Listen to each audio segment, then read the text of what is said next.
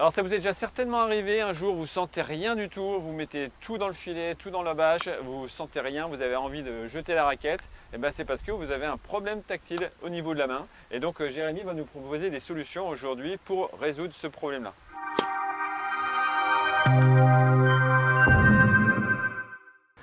Salut, c'est Fab de progressivtennis.com et donc on est encore avec Jérémy dans une série de 7-8 vidéos sur le système nerveux central au tennis, expert important. Et donc aujourd'hui, on va parler du tactile, des sensations que vous avez dans les mains ou dans les pieds. Et là, Jérémy va nous dire ce qu'il faut faire quand vous ne sentez pas la balle.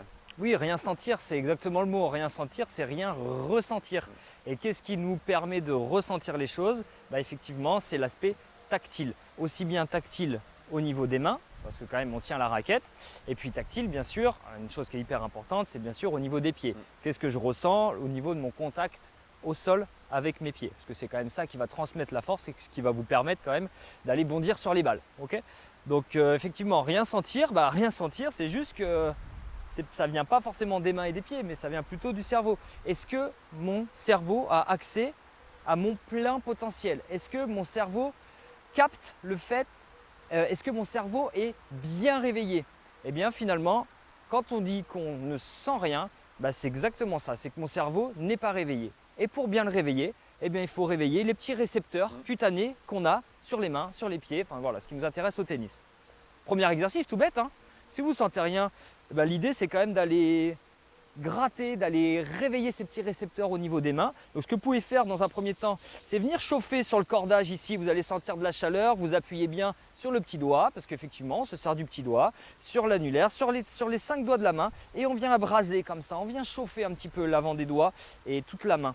Et là vous allez sentir directement, vous pouvez essayer 3-4 coups derrière et vous allez voir que finalement, ah ouais, là je la sens la raquette, là je sais quelle pression je suis en mesure de mettre sur mon manche. Voilà.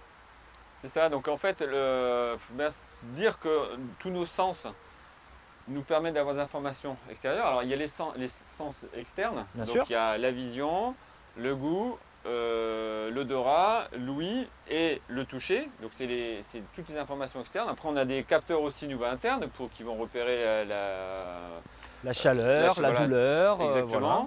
Donc, et là ici ça va être donc un sens externe au niveau du doigt et forcément pour ça il faut des capteurs, des petites choses qui vont sentir qu'il y a une pression à un endroit précis et ensuite c'est transmis par les nerfs et donc le cerveau va traiter cette information là. Et donc peut-être qu'il y a le point de départ de l'information qui n'est pas bien parti ce jour-là pour différentes raisons.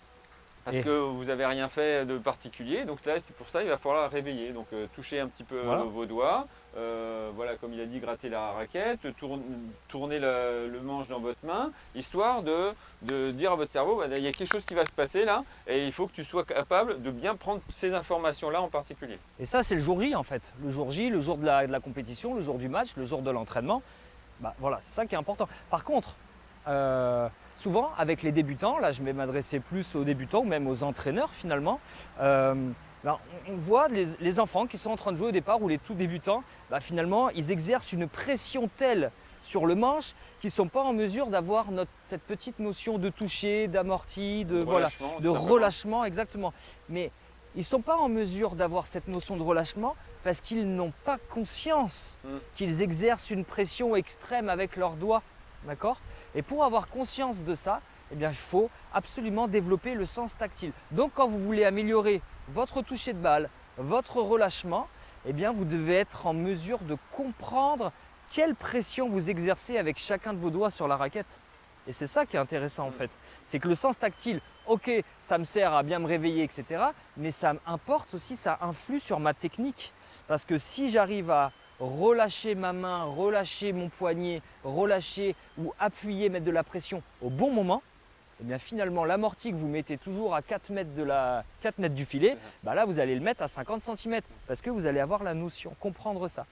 Donc, et là, on a un petit exercice qui est très simple, vous pouvez le faire là, en quittant la vidéo, c'est tout simplement, au lieu de jouer avec les 5 doigts, vous pouvez jouer en laissant le petit doigt qui dépasse, ensuite les doigts annulaires, jouer avec seulement 3 doigts, et voire même à la fin avec 2 doigts, donc dans les carrés de service, donc dans un petit jeu. Simplement, ça permet de vous concentrer, d'avoir une conscience qui est plus aiguisée sur chacun de vos doigts, et donc de comprendre cette histoire de pression, comme Jérémy disait. Bien sûr. Bon, après, t'en dis beaucoup là, tu commences à rentrer un petit peu dans les exercices de la C'est vrai, formation. ouais, je suis Bon, il y en a généreux. une trentaine là-dessus d'exercices sur le tactile, mais bon, voilà, faut venir voir pour le croire. C'est ça. Alors le contact, c'est le contact main-raquette, donc il y a le tactile de la main qui est important, mais on a un autre contact, c'est le contact avec le pied au niveau du sol. Et donc là, exactement comme de la même manière, ça va être extrêmement important de bien prendre les informations qui viennent de ce pied, que notre cerveau les traite correctement. Et pour ça, donc Jérémy va nous proposer un exercice que vous pouvez faire vous-même. Et oui, quand vous jouez au tennis, vous devez être en mesure d'appuyer, d'impacter, d'accrocher le sol avec vos orteils. Si vous avez des orteils qui sont efficaces, qui sont puissants, bah finalement vous allez développer beaucoup de force et sans forcément développer toute la musculature des jambes, bah si on a des orteils qui sont plus présents, plus agressifs au sol, plus efficaces, et bien finalement je vais me déplacer beaucoup plus vite. Donc pour ça, pour avoir cette petite notion-là, bah, je vous propose un petit exercice tout de suite. Ça va être de fermer les yeux et de venir faire le tour de mon corps en baladant la balle autour de moi. Donc, pour pouvoir bouger la balle autour de moi, je dois être en pleine conscience, je dois savoir où est la balle par rapport à mon pied. Bien la sentir sous le pied. Donc, ok, il y a ce pied qui ressent la balle, mais je ne sais pas si vous avez remarqué, mais mon autre pied, il est sans cesse en train de faire ça. Parce que je suis en déséquilibre. Et quand je suis en déséquilibre, bah, qu'est-ce qui va me rééquilibrer, sachant que j'ai les yeux fermés et que je n'ai pas les yeux pour me rééquilibrer? Eh bien, ça va être mes orteils, ça va être ma cheville, donc ça va être mon pied. Et donc, j'améliore mon côté tactile sur le pied droit, sur le pied gauche en faisant simplement cet exercice. Et le transfert, l'amélioration qu'il va y avoir va se transférer directement sur le court. Voilà, les deux pieds travaillés ici. Et après, si c'est vraiment trop dur avec les yeux fermés, évidemment, vous pouvez le faire avec les yeux ouverts en fixant quelque chose de loin. L'idée, c'est de ne pas regarder justement la balle. C'est vraiment laisser la sensation l'emporter sur la vision, en fait. Au niveau du pied, en tout cas. Tout à fait. Voilà, alors si vous voulez aller plus loin, parce que justement, tout ça, c'est compétence, c'est ce qu'on appelle le tennis sensoriel, en fait. C'est extrêmement complet. On vous a préparé une formation extrêmement complète, donc qui a plus de 200 exercices. On a arrêté de compter d'ailleurs à un moment donné. Ouais. Voilà, donc il y a plusieurs compétences qui sont dans cette formation-là. La vision centrale, la vision périphérique, l'accommodation près-loin, c'est toujours dans la vision. Vous avez tout ce qui est vestibulaire, donc c'est la capacité à capter les accélérations, voilà. À droite, à gauche, avant, arrière. Voilà, et d'ailleurs c'est ça qui entre en jeu quand vous êtes malade en voiture en montagne, c'est que votre oreille interne perçoit des mouvements alors que vous êtes en train de lire peut-être, et il y a un décalage entre ce que votre œil voit et ce que votre oreille interne ressent, et c'est là que votre cerveau vous dit on va se mettre en off et il vous rend malade. Et ensuite vous avez aussi la proprioception. Dis-moi si j'ai oublié quelque chose au niveau des simples. Et après, il y a des combinaisons. Donc, œil avec main, œil avec pied. Il y avait le tactile aussi, également, que j'avais oublié. Et puis, le super combo final, c'est l'équilibre. Donc, l'équilibre, souvent, on la confond avec la proprioception. Mais tu vas nous la définir de manière précise. Et proprioception et équilibre, c'est pas du tout pareil. Donc, vas-y, je te Donc, oui, la proprioception et l'équilibre, ce sont deux choses qui sont différentes. La proprioception, c'est juste savoir où est mon corps dans l'espace. C'est-à-dire que par exemple, si j'ai les yeux fermés, je dois savoir que mes deux mains sont écartées à 90 degrés et mes bras parallèles au sol. La proprioception, c'est être capable de venir toucher mon nez avec mon doigt et pas se mettre le doigt dans l'œil, par exemple. C'est savoir où est mon corps dans l'espace, savoir me représenter. Alors que l'équilibre, ça va être ma capacité à tenir en équilibre ou